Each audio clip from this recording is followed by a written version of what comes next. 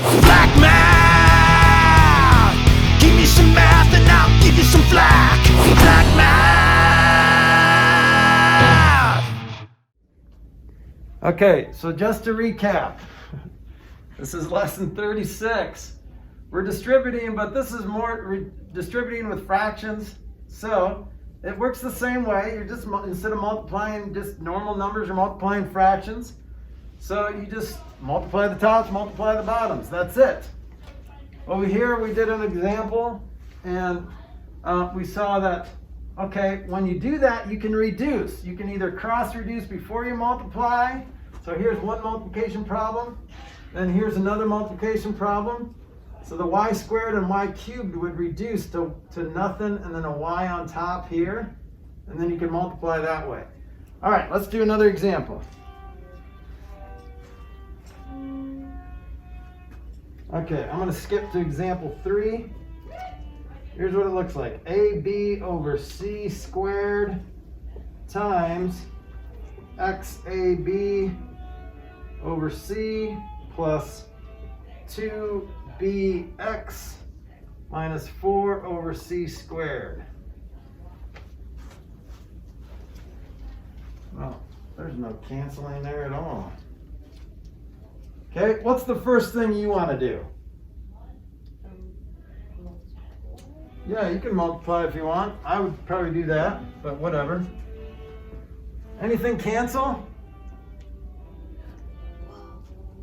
In this first multiplication problem, anything cancel?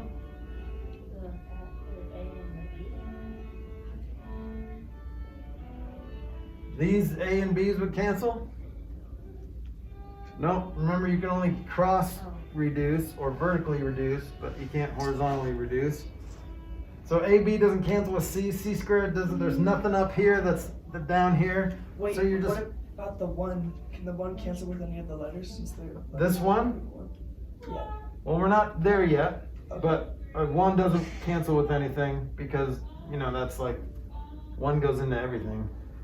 So AB, XAB, so really we have A squared, B squared, X over, what's C squared times C? C cubed. All right, so do you guys see that first answer? Is that okay? Yeah. You just multiply A times A, B times B, and then you're left with an X, so A squared, B squared, X. All right, next. What's this give you? So I'm gonna put the 2 out front. Nothing cancels, right? So, and there's just an A. What about B's? B squared. B squared, and then there's just an X, right? All over C squared times 1 is just C squared. So I'm just doing this in my head, especially since there's no cross reducing, so it's not gonna affect me too much. Minus, then multiply all that out, what do you get?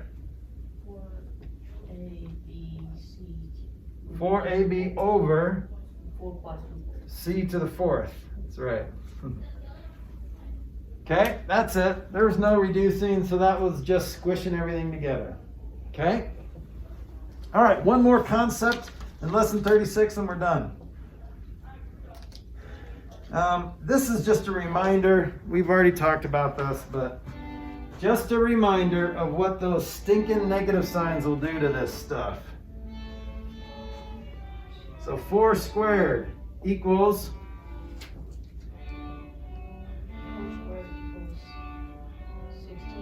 16. All right. What about 4 to the negative 2? What does that equal? 16. Nope. Negative 16. Nope. 0. Nope. 1 1 over 16. over 16. Do you see why? Because what is that negative exponent? Remember, negative exponents have nothing to do with whether something's negative or not. Oh, yeah. Okay? That negative exponent means flip it. So that 4 goes on the bottom now with a positive exponent of 2. So when you put something on the bottom and there's nothing left on top, you need a 1 on top. So all you did is put that down, and then 1 over 4 squared is just 1/16. Good. All right. Well, what about this? What's negative 4 squared?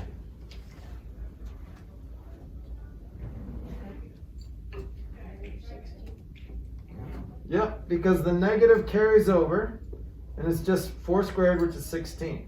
Okay? What about negative 4 squared? 16. Positive 16. Okay, remember that little twist? So this time you're squaring everything inside the parentheses. So a negative times a negative is positive.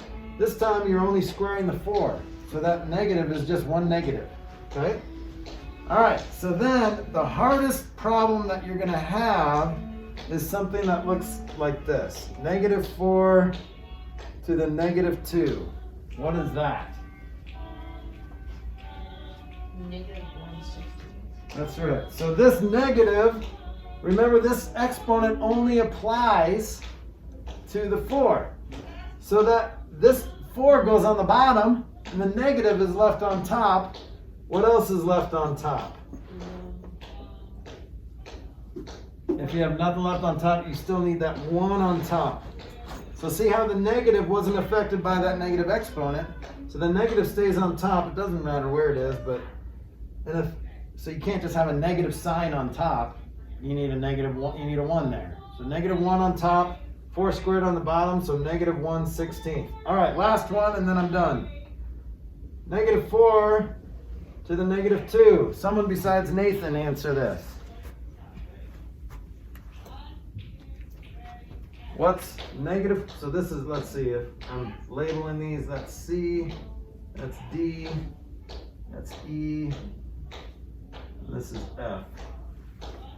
What's that equal? Parenthesis negative 4, all to the negative 2. What's that? Yep, because this time the whole thing goes downstairs. And so if everything goes downstairs, what's left on top? A 1. So now it's negative 4 all to the second power. This time it's negative 4 times another negative 4.